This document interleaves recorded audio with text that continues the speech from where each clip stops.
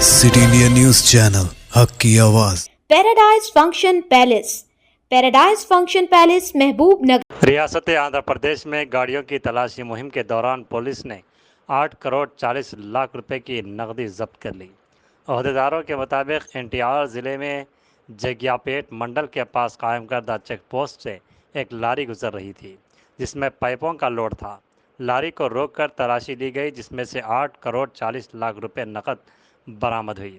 Police ने बताया कि ये लारी मेदक से आंध्र प्रदेश जा रही थी। ये कार्रवाई कल रात देर गए अंजाम दी गई। शुबा किया जाता है कि यह रकम हैदराबाद से गुंटूर मुंतकिल की जा रही थी।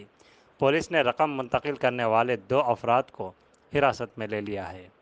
वाज़ेह है कि रियासत में इंतखाबी ज़ाब्ते अखलाक नाफिज है और बड़े पैमाने पर गाड़ियों की तलाशी ली जा रही है।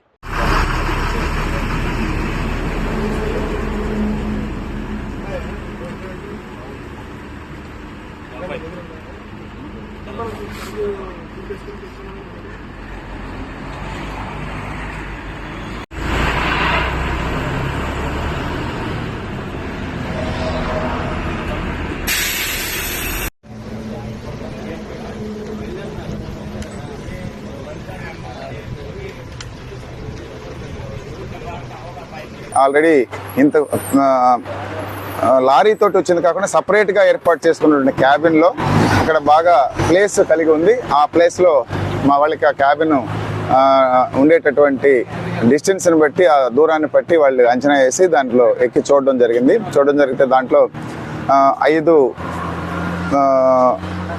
కవర్లు కలిగినటువంటి పెద్ద బ్యాగ్స్ అంటే అట్టపెట్టెల్లో డబ్బును కనుగొనడం జరిగింది. దాన్ని వెంటనే తీసి చూడగా సుమారు 8 కోట్లకు పైగా డబ్బు ఉన్నట్లుగా తెలిసింది.